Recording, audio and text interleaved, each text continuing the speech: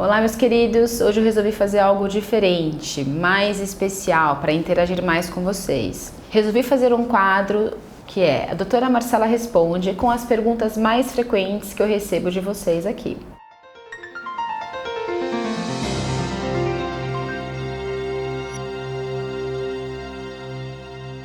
A primeira pergunta foi de uma mãe que tem um filho com estrabismo e ela gostaria de saber se há exercícios específicos para a gente tratar o estrabismo. E a minha resposta é a seguinte, gente: exercícios ortóticos antigamente foi muito usado, tá certo?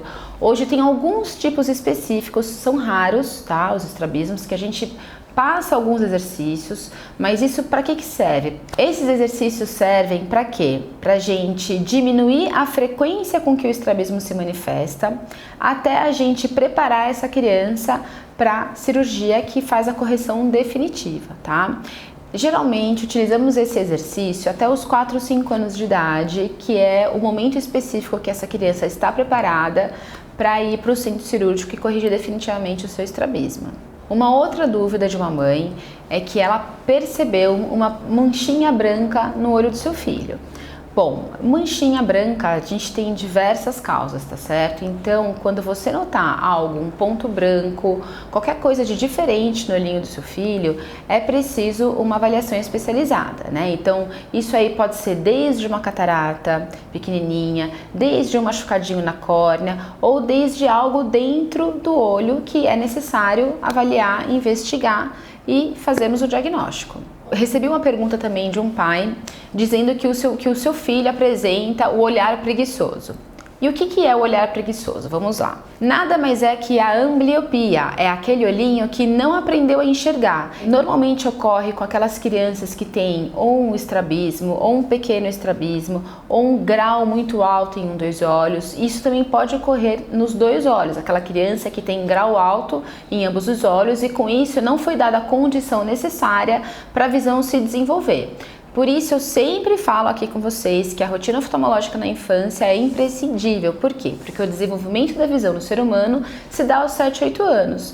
E muitas vezes esses pais levam essa criança para a primeira consulta após essa idade e aí nós detectamos essa deficiência, né, essa ambliopia, e aí já não tem mais o que fazer. Outra pergunta que eu achei muito pertinente foi que um pai me questionava se tinha como o seu filho de 10 anos fazer uma cirurgia para retirada do uso dos óculos, porque ele tinha um grau muito forte e isso causava alguns transtornos na criança. Ele tinha muita vergonha, não se socializava direito. E é o seguinte, gente, a criança, ela está em fase de desenvolvimento, né?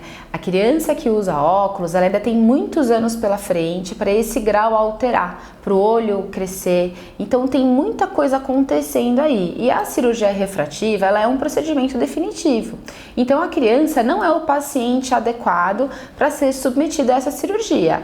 Tanto que tem uma contraindicação, né, que em crianças a gente não faz a cirurgia refrativa. Outro questionamento: é verdade que toda criança, quando vai passar em consulta no oftalmologista, precisa fazer a dilatação? Primeiro a gente precisa diferenciar o tipo de consulta, tá certo? Se é uma consulta para avaliação de rotina, sim, essa criança precisa fazer a dilatação dos olhos, porque somente assim a gente vai conseguir saber o grau real que essa criança apresenta e examinar o fundo dos olhos.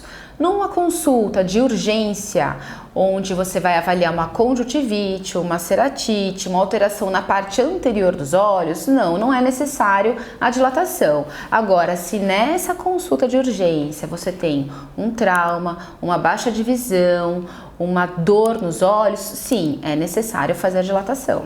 Se você tiver mais alguma dúvida, mande para mim que vai ser um prazer imenso responder. Um abraço!